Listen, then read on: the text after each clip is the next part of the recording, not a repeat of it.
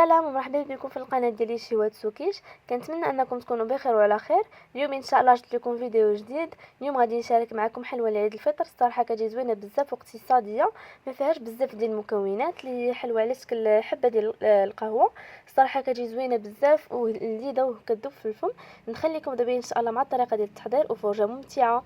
بالنسبه للمقادير ديال هذه الحلوه هذه كنحتاج 125 غرام ديال الزبده، بيض على درجه حراره الغرفه، كاس ديال السكر سنيده، كاس مع ماج ديال المايزينا، عندي هنايا ساشي ديال الفاني مع 4 الكيسان ديال الفورس اللي تيكون خاص بالحلويات، 2 معالق كبار ديال الزيت نباتيه، قبيصه ديال الملح، نص معلقه صغيره ديال خميره الحلوى، ساشي ديال الكاكاو المر، معلقه صغيره ديال القهوه اللي ذوبتها في معلقه كبيره ديال المعادي، وكنحتاج شوكولا اسود للتزيين. كناخذ زلافه تندير فيها الزبده هي الاولى اللي كتكون على درجه حراره الغرفه هكا باش كتجيني ساهله نخدم بها. كنزيد عليها من بعد الملح اللي كتقاد لي المذاق، وكنضيف كذلك ساشي ديال الفاني اللي كيوزن 7 غرام. من بعد غادي نزيد سكر سنيده، كنضيف معه كذلك مايزينا اللي كتخلي لي حلوه كتبقى رطبه وزوينه. كنضيف كذلك الكاكاو المر. من بعد غادي نزيد عليه القهوه اللي حتى هي كتعطي واحد المذاق زوين. كنضيف كذلك الزيت نباتيه. من بعد غادي نزيد البيضه اللي كتكون على درجه حراره الغرفه، عندي هنايا بيضه من الحجم الكبير، لكن عندكم بيض صغير تقدروا تستعملوا جوج صافي. وغادي نخلط هاد المكونات مزيان مع بعضياتهم حتى كينسجموا وكيولي لي الخليط على شكل بوماد. صافي هنا كيف ما كتشوفوا معايا كنخلط هاد المكونات بيدي. تقدروا تستعملوا حتى العجانه اللي كانت متوفره عندكم تخلطوا فيها هاد المكونات هادو. صافي هنا كيف ما كتشوفوا معايا من بعد ما تنخلط المكونات وكيولوا لي على شكل بوماد، غادي نبدا نزيد في الفورس شويه بشويه. وهنا كيف ما كتشوفوا معايا استعملت قل من 4 الكيسان، يعني من 4 الكيسان شاط لي 4 كاس ديال الفورس.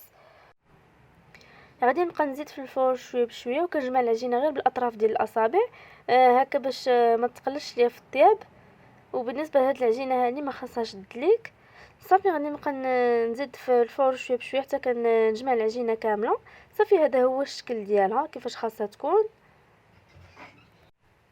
كناخذ لاطه اللي كتدخل الفران اللي كندهنها بشويه ديال الزيت، وكنحط فوق منه بابي كويسون اولا ورق الزبده، وكنبدا نشكل في الحلوه ديالي.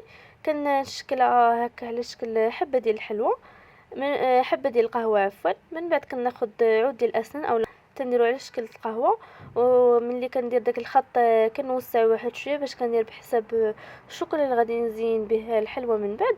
وبالنسبه لهاد الحلوه هذه كيبغيو الحبه ديالها يكونوا صغار، لكن نتوما بغيتوهم يجيوكم كاملين في نفس القياس وفي نفس العبار تقدروا تعبروهم بالميزان وديروا في كل حبه 15 غرام. صافي غير تنسالي تنحطهم في اللاطه، وهذا هو الشكل ديالهم بعد ما كنقادهم. كيخرجوا لي هاد الكميه هذه الصراحه كتخرج اكثر من 40 حبه. غادي ندخلهم دابا يطيبوا في الفران اللي كنكون شعلت عليه سخون من قبل على درجه حراره 180، وكنشعل عليهم من الفوق ومن التحت. وبالنسبه للمده ديال الطياب كيطيبوا ما بين 10 دقائق حتى 15 دقيقه، وكيبقى على حسب الفران ديال كل واحد. هنا كيف ما كتشوفوا معايا غير كطيب الحلوه كنخرجها من الفران وكنخليها كتبرد على خاطرها. صافي غادي نبدا نزينها بالشوكولا، وكنحيد منها كاع داك الفائض اللي في الشوكولا وحتى في داك الخط اللي درت بالعود ديال الاسنان هكا باش كيبقى الشكل ديال الحبه ديال القهوه باين. صافي غادي نحيد كاع داك الفائض ديال الشوكولا وغادي نحطو في اللاطه، وغادي نخليه حتى كينشف الشوكولا وكيبرد تماما. صافي كنبقى غادا على هاد الطريقه هذه حتى كنكمل الحلوه كامله في التزيين.